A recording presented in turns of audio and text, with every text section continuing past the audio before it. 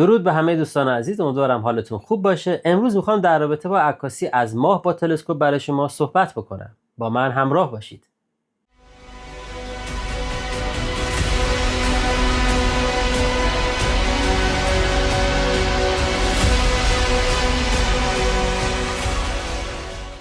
ماه برای همه ما زیباست و دوست داریم از اون عکاسی بکنیم.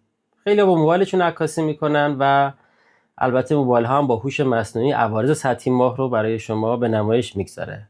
خیلی هم با دوربین های دیجیتال و لنز ها از اون عکاسی میکنن که نتیجه اون هم بد نیست. اما اگه قرار باشه یک تصویر خیلی جذاب از دهانه‌های برخوردی ماه داشته باشیم، باید به سراغ تلسکوپ بریم. تلسکوپ هایی که فاصله کانوی اونها بالا باشه، قطر دهانه اونها زیاد باشه و دوربین هایی که بتونه با سرعت بالا از اونها عکاسی بکنه و بعد بتونیم اونو پردازش بکنیم. به نظر من عکاسی از ماه خیلی خیلی جذابه. من واقعا به این ژانر از عکاسی نجومی علاقه دارم. سال‌ها اینو انجام دادم. تلسکوپ‌های خیلی زیادی هم عوض کردم تا به یک نتیجه مناسب رسیدم. اگر بخوایم از ماه عکاسی بکنیم و بتونیم عوارض سطحی اون رو ثبت بکنیم با دقت بالا، یک سری آیتم ها داره که اونها رو در ادامه برنامه به شما خواهم گفت.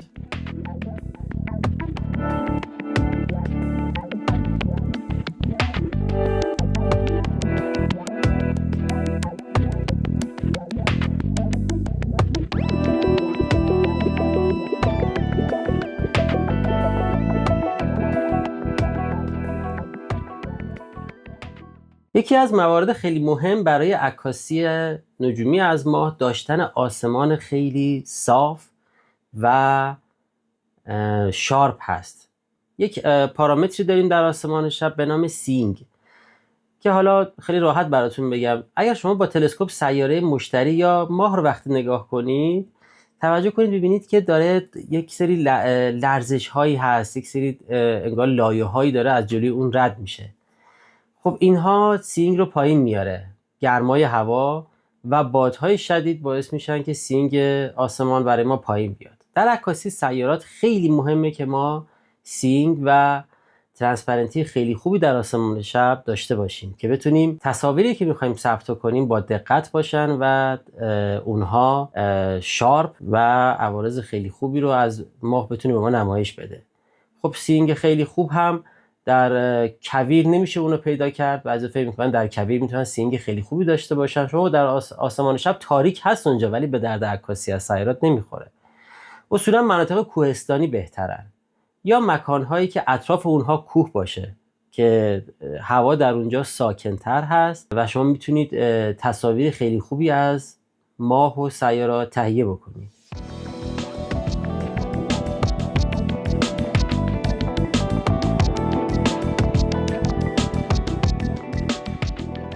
برای اینکه بخواید عوارض سطحی ماه رو نمایش بدید، نیاز به تلسکوپ هایی دارید که فاصله کانوی اونها زیاد باشه. خب بالاتر از 1000 میلیمتر باید باشه فاصله کانونی و حالا من بعضی اوقات از فاصله کانونی 2000 میلیمتر و استفاده از ابزارهایی مثل بالو با فاصله کانونی 5000 میلیمتر، 3000 میلیمتر و 6000 میلیمتر استفاده میکنم که بتونم یک تصویری خیلی خوب از دهانه‌های برخوردی ماه داشته باشم. پس شما نیاز به یک تلسکوپی دارید که بتونه مقدار زیادی از نور ماه رو دریافت بکنه، جمع‌آوری بکنه و بعد اون رو به سنسور شما بتابونه. تلسکوپ هایی که فاصله کانونی بالا دارن، حالا مثل اشپیت کاسگرین ها یا کاسگرین ها، اینها تلسکوپ هایی هستن که ترکیبی هستن و با طول لوله کم فاصله کانونی بسیار بالایی دارن.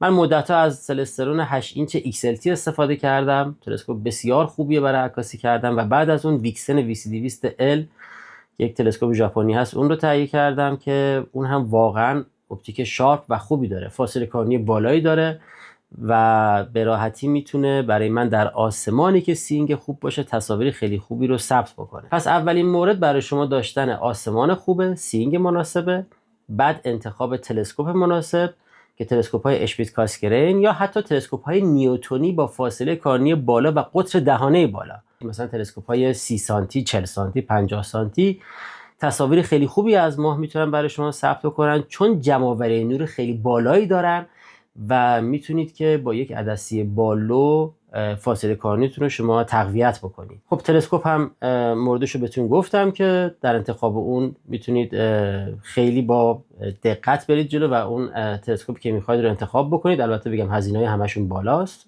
در ایران، ولی خب قابل تهیه هم هستن.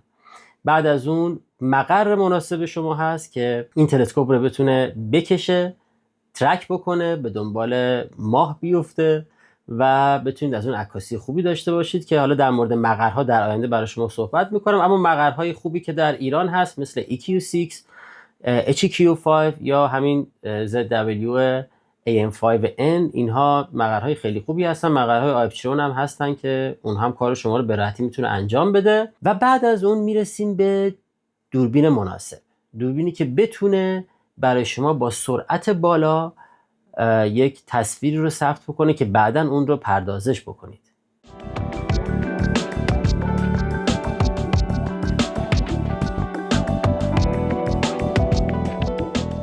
انتخاب دوربین خیلی مهمه، به خاطر اینکه شما میتونید با سرعت بالایی که میتونه دوربینتون بزنه با مدت زمان خیلی کمتر تصویری که مثل این تصویر رو شما ثبت بکنید و بعداً رو پردازش کنید. من از دوربینایی که حالا برندهای مختلفی داره، برندهای مثل ZW هست، مدل 290، یک سنسور بسیار کوچک اما با فریم ریت بالا داره.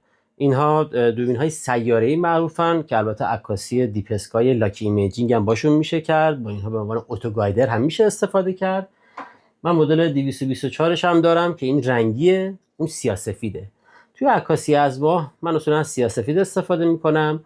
QE بالاتری داره چون هر پیکسل یک باندو داره به شکل کامل دریافت میکنه و دقت خیلی بالاتری برای من داره و حتی بعضی اوقات از دوربین هایی که کولینگ دارم هستن، مثل این دوربین QH که دارید میبینید، این هم یک دوربینیه که با سنسور مربعی 11.1 میلیمتر در 11.1 میلیمتر قابلیت عکاسی دیپ اسکای رو داره. فریم ریت خیلی خیلی مهمه، همونجوری که به شما گفتم، یعنی سرعت شاتری که داره، حالا سرعت تعداد فرمی که داره این دوربین ثبت میکنه که اصولا ما به شکل فیلم اینها رو میگیریم و در فیلم مثلا هر یک ثانیهش 300 فریم ذخیره شده.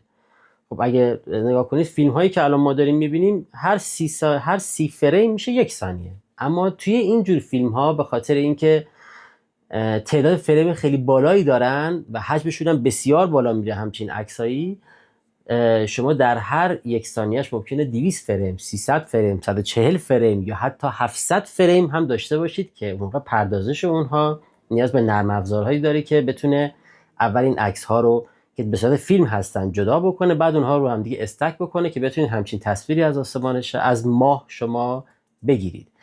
خب دوربین های مختلفی هست، دوربین سیاره‌ای مثل 290، اینا بچه اسم سنسورشون هست، سنسور IMX 290 که اینا رو همه سونی تولید میکنه.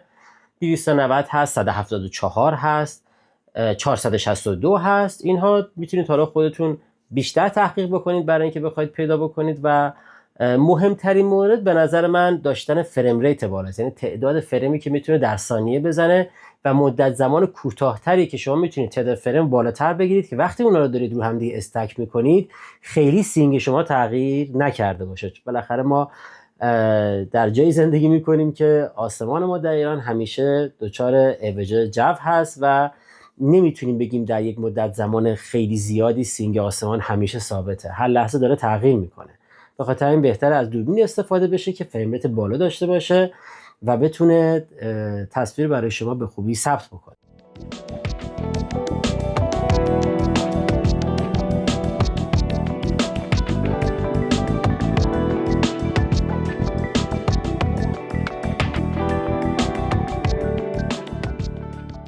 در ادامه حالا نوبت به پردازششون میرسه و نرم افزارهایی که به درد میخورن بتونید این تصاویر پردازش بکنید. من همیشه از نرم افزار اتو استکرت استفاده میکنم. یک نرم افزار بسیار خوب هست که میتونه تعداد زیادی از فریم ها رو کنار همدیگه استک بکنه و اونها رو برای من کراپ بکنه، حتی یک مقداری هم جابجا شده باشه در تصویر. رجیستکس هم هست، اونم نرم افزار خیلی خوبیه، اما من همیشه از اتو استکرت استفاده میکنم، بعد توی رجیستکس اونو پردازش میکنم و در فتوشاپ تصویر نهایی رو با نوشته من همیشه بیرون میدم. این روشی که همتون میتونید استفاده بکنید. بعد از داشتن آسمان خوب، ابزار مناسب، مقر مناسب و دوربین مناسب میتونید به این نتیجه برسید که حالا در ادامه چند نمونه عکس رو به شما نشون میدم. امیدوارم که این برنامه به درد شما بخوره و یک روزی بتونید عکاسی از ماه رو شروع بکنید و با همدیگه از اون لذت ببرید. موفق باشید. خدا نگهدار.